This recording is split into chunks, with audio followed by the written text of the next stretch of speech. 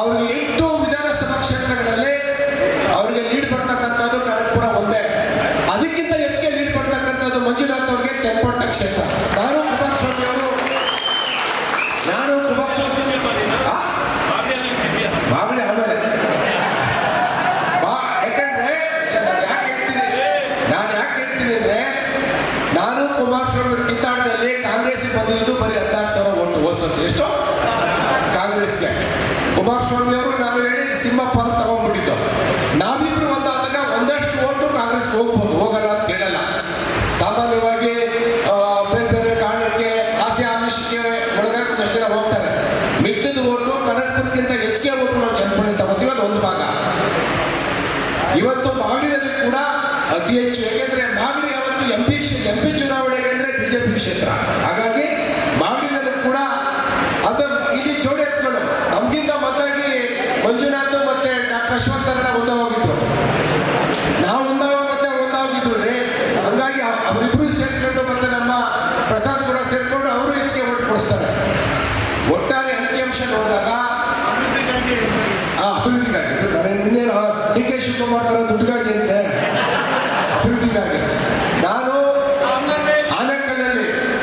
ಆನೇಕಲ್ಲಲ್ಲಿ ನಮಗೆ ಈ ಸಾರಿ ಅತಿ ಹೆಚ್ಚು ಓಟ್ ಬರ್ತದೆ. ಅಲ್ಲಿ ನಾರಾಯಣ ಸ್ವಾಮಿ ಅಂತೇಳಿ ನಮ್ಮ ರಮೇಶ್ ಅವರ ಗುರು, ನನ್ನ ಆತ್ಮೀಯ ಸ್ನೇಹಿತ, ಅವರೀಗ ಚುನಾವಣಾ ಜವಾಬ್ದಾರಿ ತಗೊಂಡಿದ್ದಾರೆ. ಅವ್ರು ಲಾಸ್ಟ್ ಟೈಮ್ MP ನಿಂತಿದ್ರು, ಕೇಂದ್ರದ ಮಂತ್ರಿ ಆಗಿದ್ರು. ಬಹುಶಃ ಅವರು ಈ ಸಾರಿ ರಾಜ್ಯದಲ್ಲಿ ಇರ್ತೀನಿ ಅಂತ ಹೇಳ್ತಾ ಇದ್ದಾರೆ. ಅವ್ರ ಆನಂದ ಜವಾಬ್ದಾರಿ ತಗೋತಾರೆ.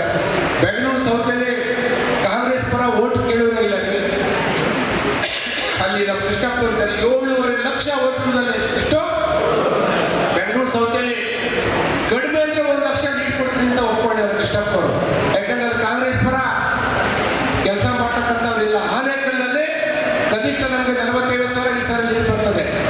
ಮತ್ತೆ ರಾಜರಾಜೇಶ್ವರಿ ನಗರ, ಹೋದ ಸಾರಿ ಚುನಾವಣೆಯಲ್ಲಿ ರಾಜರಾಜೇಶ್ವರಿ ನಗರದಲ್ಲಿ ಮುಂದಿನ ಅವ್ರು ಏನು MLA ಇದ್ರಲ್ಲ, ಅವರು ಕಾಂಗ್ರೆಸ್ ಪರ ಇದ್ರು.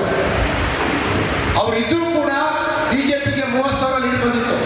ಎಷ್ಟು? ಆ ಮುಂದಿನ MP ಪರ ಇದ್ರೂ ಕೂಡ, ಆದ್ರೆ ಇವತ್ತು ಮುಂದಿನ ಬಿಜೆಪಿ MLA ಆಗಿದ್ದಾರೆ, ಬಿಜೆಪಿ ಪರ ಇದ್ದಾರೆ. ಕಡಿಮೆ ಅಂದ್ರೆ 50-60,000 ಅಲ್ಲಿ ಲೀಡ್ ಬಂದದ್ದು.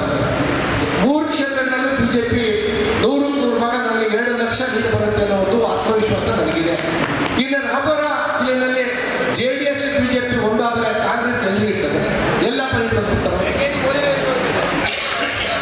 ಕುಡಗಲ್ಲಿ ಅಣ್ಣ ತಮ್ಮದಿರು, ಅಣ್ಣ JDS, ನಾಗರಾಜಯ್ಯನವರು ತಮ್ಮ ಕೃಷ್ಣಕುಮಾರ್ ಬಿಜೆಪಿ, ಇವತ್ತು ಅಣ್ಣ ತಮ್ಮದಿರು ಒಂದಾಗಿದ್ದಾರೆ.